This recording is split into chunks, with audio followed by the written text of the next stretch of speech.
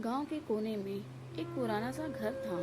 मिट्टी की दीवारें, टूटी हुई खपरेल की छत और आंगन में एक बड़ा सा आम का पेड़। उसी घर में रहती थी एक 78 साल की बुजुर्ग महिला, दया देवी।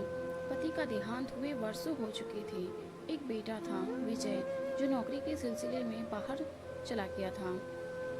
शुरू शुरू में चिट्ठियाँ आती थी, फिर कॉल, और अब तो महीनों बीत जाते, बात तक नहीं होती। दया देवी ने कभी शिकायत नहीं की। वह रोज़ सुबह उठकर अपने पुराने वीडियो पर भजन लगाती, तुलसी में जल चढ़ाती और फिर आम के पेड़ के नीचे बैठकर अपने पति की पुरानी तस्वीर से बात करती। एक दिन गांव में एक नया डॉक्टर आया। डॉक्टर समीर युवा था पर बेहद विनम्र। जब पहली बार वह दया देवी से मिला तब उन्होंने हंसते हुए कहा, बेटा, अब इलाज का क्या करूं? अब तो बस ऊपर वाले से ही आखिरी मुलाकात बाकी है। समीर मुस्कुराया, माँ जी, जब तक सांस है तब तक आस है। पर कुछ ही हफ्तों में दया देवी की तबीयत बिगड़ने लगी। शरीर धीरे धीरे जवाब देने लगा। डॉक्टर समीर ने सलाह दी कि उन्हें शहर के अस्पताल ले जाना चाहिए, लेकिन वह साफ मना कर गई। मैं अपने घर में ही अंतिम सांस लेना चाहती हूँ, यही मेरी आखिरी इच्छा है। समीर ने बेटे विजय को कई बार फ़ोन किया, लेकिन कोई कॉल नहीं उठा और ना ही कोई जवाब आया। कहा गया, मैं बहुत व्यस्त हूँ डॉक्टर साहब, टाइम नहीं है अभी। अब समय तेजी से खिसक रहा था। दया देवी ने एक दिन समीर को बुलाया और कहा, बेटा, एक काम करोगे मेरे लिए? हाँ माँ जी, आप बस आदेश दीजिए। मेरी एक अंतिम इच्छा है। मैं अपने बेटे को एक बार देखना चाहती हूँ। अगर वह न आ सके तो कम से कम मेरा पत्र उसे पहुँचा देना। उन्होंने कांपते हाथों से एक पुराना संदूक खोला और उसमें से एक लिफाफा निकाला। लिफाफा पीला पड़ चुका था, लेकिन उस पर साफ लिखा था, मेरे बेटे विजय के लिए मेरी अंतिम इच्छा। समीर ने वादा किया, मैं उसे ज़रूर दूंगा माँ जी। कुछ दिन बाद समीर शहर गया।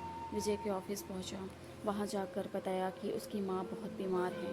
विजय ने पहली बार चेहरे पर चिंता के भाव दिखाए, लेकिन बोला, मैं अगले हफ्ते ट्रिप पर हूँ, वापस आकर जाऊँगा।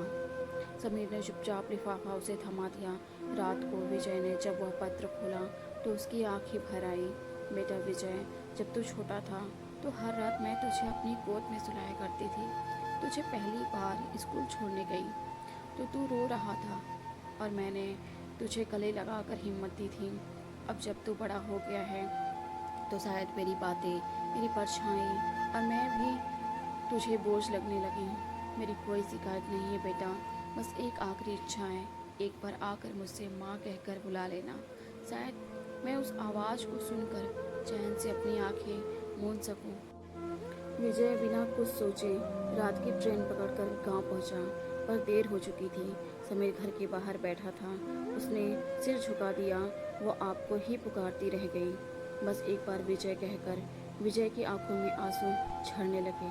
वो आम के पेड़ के नीचे बैठ गया जहां माँ की चिता तैयार की जा रही थी।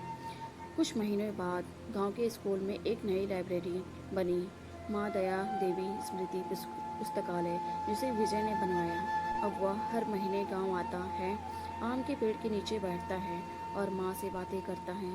शायद पश्चाताप की आग में ही उसकी आत्मा को शांति मिली। कभी भी अपने अपनों को नज़रअंदाज मत करो। जब वे होते हैं तब उनका साथ सबसे बड़ी सौगात होती है, क्योंकि जब वो नहीं होते हैं तब उनकी आखिरी इच्छा एक टीस बनकर जीवन भर साथ चलती है।